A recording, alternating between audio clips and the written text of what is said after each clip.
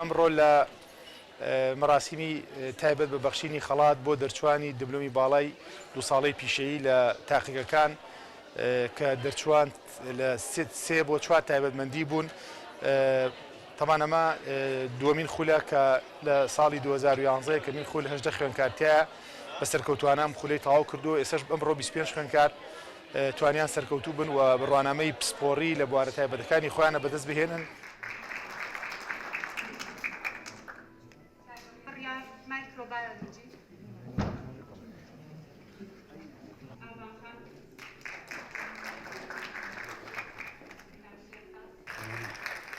بەڵام بەدەست هێناوە لە بواری تاقیگەتە وەک دیبلۆمی باڵای دو ساڵەی وەزارەتی تەندروستی.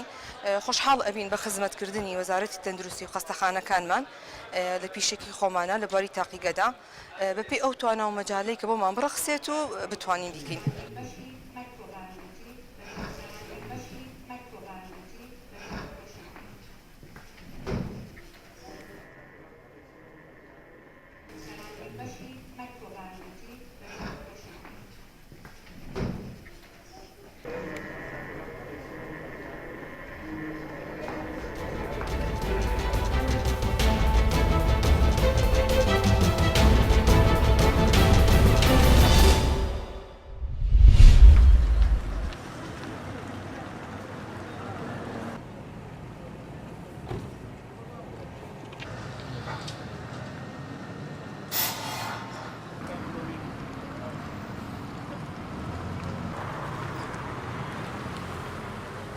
ئەو ماسیانێمە لە ئێران وێنین هەمویان گیاخۆرن حەجمەکان گەورە و بچووک و وەسەد سێ جۆرەکان یێنین گەورە و بچووک و وەسەد یێنی لە ئێران و لە ڕەشت یێنی ڕۆژانە یەک تۆزیەیت ئەگەر بۆ نمونە 5 ماسی بێ سەرەکەوچکە چایەکیەتی.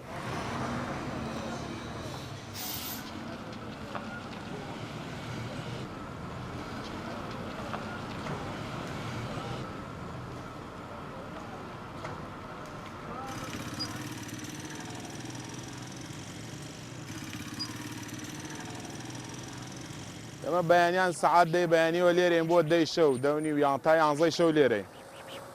ئەوانەی زۆرتر کڕیارن یا تەلەبەکانن یا ئافرەتە یا مناڵە لەگەڵ باوکو دایکەیە زۆر کەسی حەزی لێ لە جوانیەکەیەکەوەی باتەوەی کڕێ لە ماڵە دایانی. نرخی ماسیەکانیش بە پێی قیاسەکان و نەوعەکەیانە هەیە لە 1000 و دەست پێکا بۆ 10,000 بە پێی گەورە بچووکەکان بە پێی نەوعی ماسیەکان.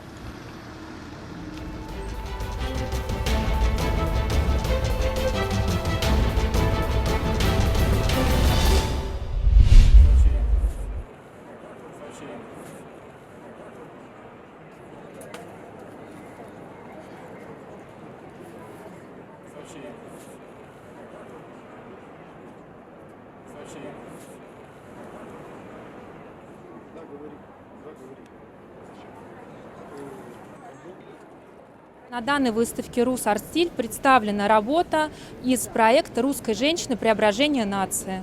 Это проект, который показывает красоту русской женщины и необходимость возвращения к традициям нравственности Святой России.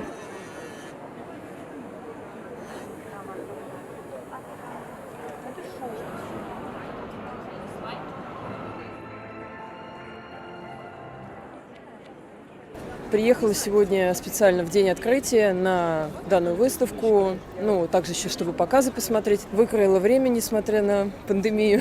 Вот.